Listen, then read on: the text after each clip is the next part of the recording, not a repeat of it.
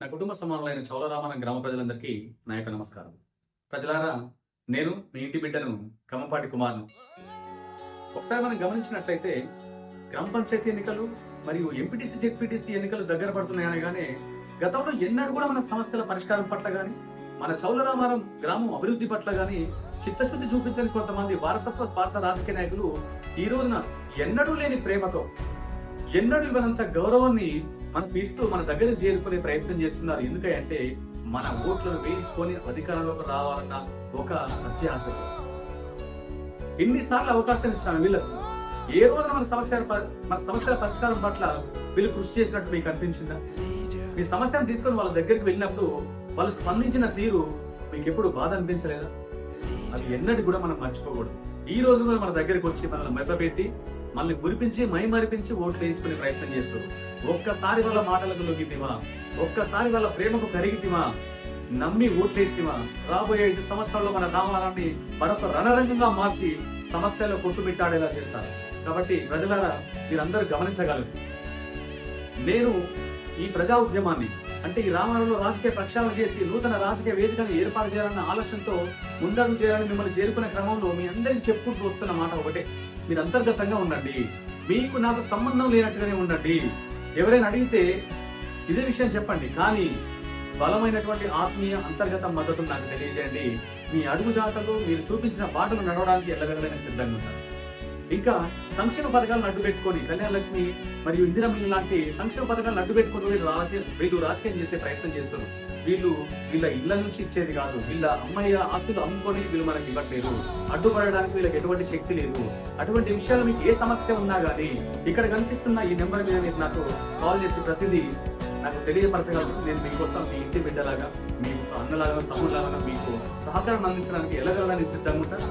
ప్రజలారా, ఇక చెప్పుకున్నట్లయితే మనం వెళ్తున్న ఈ క్రమంలో మన మీద ఎన్నో నిందలు వేసే ప్రయత్నం చేస్తున్నాం. మనం ఎంత నిస్వార్థంగా చేస్తున్నాం మీ అందరికీ తెలుసు.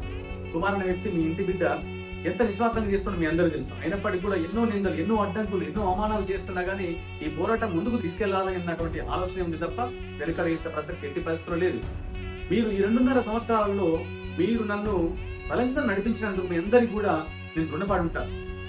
మీ తప్పకుండా మీ నమ్మకాన్ని వమ్ము చేయకుండా మీ రుణం తీర్చుకునే ప్రయత్నంలోనే నేను మునిగి ఉంటాను తప్ప ఇంకోటి ఏది లేదు. భవిష్యత్తులో కూడా మీ ప్రేమ ఆప్యాయతలు ఇదే విధంగా ఉండాలని మనస్ఫూర్తి కోరుకుంటున్నా.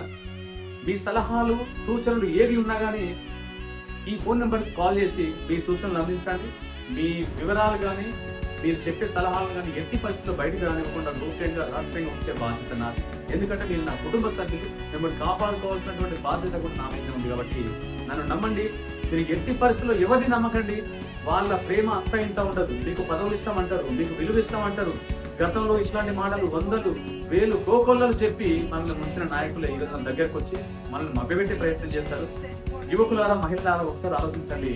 ఈ రాజకీయ వేదిక ఏర్పాటు జరిగితే ఈ పురాతన రాజకీయ నాయకుల కూసాలు కలుగుతాయన్న విషయం వాళ్ళకి తెలుసు. కాబట్టి మనల్ని ముందుకు రాకుండా అడ్డుకునే ప్రయత్నం చేస్తారు. చదువుకున్న వాళ్ళు ముఖ్యంగా గమనించండి. మహిళా శక్తి ఏదైతే ఉందో, మహిళలు ఎవరైతే ఉన్నారో ఒక్కసారి ఆలోచించండి అమ్మా. మీ సోదరుడిగా, మీ ఇంట్లో బిడ్డలాగా మీకు అందరికి అండదండగా నేనుంటా. నాకు ఒక అవకాశం ఇచ్చే ప్రయత్నం చేయండి. రిజర్వేషన్లు అవి రాబోతున్నాయి అవి ఒక సాకుగా చెప్పి ప్రజలను విచ్ఛిన్నం చేసే ప్రయత్నం చేస్తున్నారు. రిజర్వేషన్ల పరంగా కూడా మనకు అనుకూలమైన రోజు రాబోతుంది. తప్పకుండా మనం విజయాన్ని సాధించే రోజు దగ్గరలో ఉంది. కాబట్టి ఎవరు ఆధారపడకండి. మీరు నాకు ఏ సలహా ఇచ్చినా గానీ తప్పకుండా శిరసావహిస్తా. మీ అందరు ఆత్మీయ మద్దతు నాకుండా బలంగా కోరుకుంటూ ఈ గ్రామాన్ని ముందుకు తీసుకెళ్లే క్రమంలో కలిసి వచ్చే ప్రతి ఒక్కరిని కలుపుకుంటూ వెళ్తున్నాను. వాళ్ళు చిన్న వాళ్ళ, పెద్ద వాళ్ళ, బలవంతుల, బలహీనులు అని కాదు.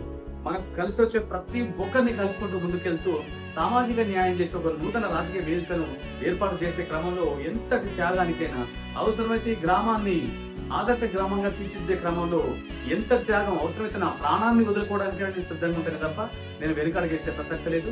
నన్ను నమ్మండి, నా మనస్సాక్షి చెప్తున్నాను. ఈ దొంగలకు మళ్ళీ అవకాశం ఇవ్వకండి. మీ ఇంటి బిడ్డగా నన్ను ఆశీర్వదించాలండి. తప్పకుండా నేను మీ మాటను నిలబెట్టుకునే ప్రయత్నం చేస్తా తప్ప ఎట్టి పరిస్థితుల్లో వెనుకడుగేసే వ్యక్తి కాదు, స్వార్థపరుడు, అంతకుమించి కాదు. Thank you so much.